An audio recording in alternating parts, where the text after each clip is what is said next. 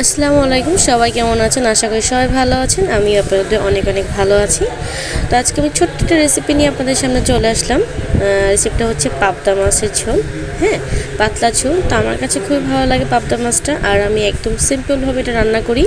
অনেকে অনেকভাবে রান্না করে থাকেন, অনেকভাবে রান্না করা যায়। যে কোনো জিনিস অনেকভাবে মানুষ যেভাবে পছন্দ হয় সেভাবে রান্না করে খায়। তো আমি এই রান্নাটা একদমই সিম্পলভাবে করব। হ্যাঁ, একদমই সিম্পল, অতিরিক্ত কোনো রকমের মশলা থাকবে না। একদম সিম্পলভাবে আমি রান্নাটা দেখাবো আপনাদেরকে। তো চলুন শুরু করি। আমি অফ ক্যামেরাতেই আগেই মাছগুলো ধুয়ে সুন্দর করে হলুদ লবণ মাখাই নিয়েছিলাম। পরে কড়াই গরম করে সেখানে তেল দিয়ে আমি মাছগুলো এখানে দিয়েই দিচ্ছি একটা পর একটা, আপনারা দেখতে পাচ্ছেন। তো মাছগুলো ভেজে নিব আমি। আর হ্যাঁ, অনেকে বলতে পারেন যে কড়াইটা এরকম কেন, অনেকেই অবশ্যই বলতেই পারেন, জিজ্ঞেস করতে পারেন। তো সেক্ষেত্রে আমি জানাই দিচ্ছি এখানে যে আমার এই কড়াইটা হচ্ছে অনেক অনেক পছন্দ। আমার আম্মুর অনেক পুরনো কড়াই। এটা হচ্ছে লোহার কড়াই, অনেকে চিনবেন, অনেকের কাছে থাকতেও পারে। তো এই কড়াইতে রান্না করার জন্য, ভাজি করার জন্য, আপনি যাই করেন না কেন এই কড়াইতে রান্না করতে অনেক মজা লাগে। মানে আপনি যেটাই করবেন আপনার নিজের কাছে যে এতটাই সুবিধা মনে হবে, মানে বলার বাহিরে। একদমই এখানে পুড়ে যায় না, কিছু না, একদমই খুব ভালো লাগে রান্না করতে।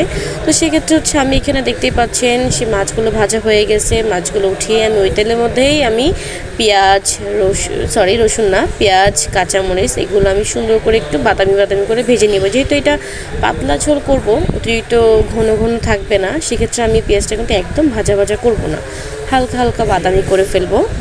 তো আমি এখানে হচ্ছে মশলা দিয়ে দিব।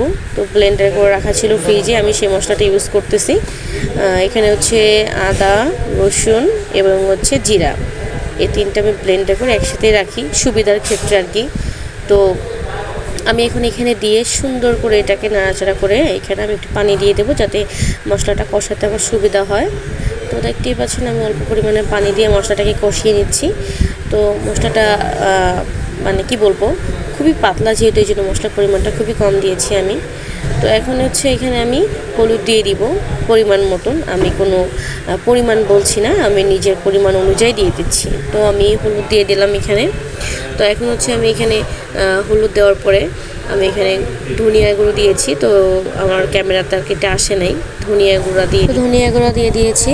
এখানে হচ্ছে গুঁড়ামরিচ দিয়ে দিলাম। এরপর হচ্ছে এখানে আমি সুন্দর মতন করে নাড়াচাড়া করে এখানে আমি হচ্ছে লবণ দিয়ে দিব। হ্যাঁ, মশলাটা কষানোর উপর হচ্ছে ডিপেন্ড করবে, যে মশলা যত ভালো করে আপনি কষাবেন ততই কিন্তু রান্নাটা খুব মজা হবে। যতক্ষণ মশলা আপনার মনে করেন কাঁচা গন্ধটা রয়ে যাবে, তখন কিন্তু তরকারি থেকেও মনে করেন যে মশলার কাঁচা গন্ধটা আপনার নাকে আসবে, ভালো লাগবে না, তরকারিটা খেতে একদমই ভালো হবে না। তো সেক্ষেত্রে আমি কিন্তু মশলাটা খুব সুন্দর করে কষায় নিচ্ছি। হ্যাঁ, তো কষাতে কষাতে যখন আপনার মশলার উপর থেকে তেল ভেসে উঠবে, তখনই আপনি বুঝতে পারবেন যে আপনার মশলা কষানোটা একদম পারফেক্ট হয়ে গেছে। তো দেখতেই পাচ্ছেন আমি কিন্তু খুব সুন্দর করে মশলা কষাচ্ছি। আমি মশলা কষাতে অনেক ভালোবাসি, কারণ মশলা না কষালে আমার রান্নাটা একদমই ভালো হবে না। তো এরপর হচ্ছে আমি এখানে মাছ দিয়ে একটু কষা নিলাম অফ ক্যামেরাতে। এখন হচ্ছে আমি এখানে পরিমাণ মতন ঝোলের পানি দিয়ে টমেটো দিয়ে দিলাম। এখন এটাকে আমি হচ্ছে একটু ঢেকে রাখবো, যাতে এটা একটু মনে করেন টমেটোটা সিদ্ধ হয়ে যায়। তো দেখতে পাচ্ছেন আমি ঢেকে দিলাম। এরপর হচ্ছে আমার পর্যাপ্ত পরিমাণে ঝোলটা আছে। এখন আমি এখানে কুচি করে রাখা ধনেপাতা, আমি ধনেপাতা কুচি করে রাখছিলাম, সেই ধনেপাতাগুলো দিয়ে আমি এখানে মনে করেন রান্নাটাই শেষ করছি। তো সবাই ভালো থাকবেন। আমার রান্নাটা ভালো লাগলে অবশ্যই কমেন্ট করবেন, ঠিক আছে?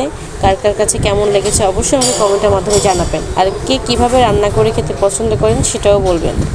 তো সবাই ভালো থাকবেন। আল্লাহ হাফেজ। সবাই আমার ভিডিও দেখবেন, লাইক করবেন, কমেন্ট করবেন, সাবস্ক্রাইব করে দিবেন প্লিজ।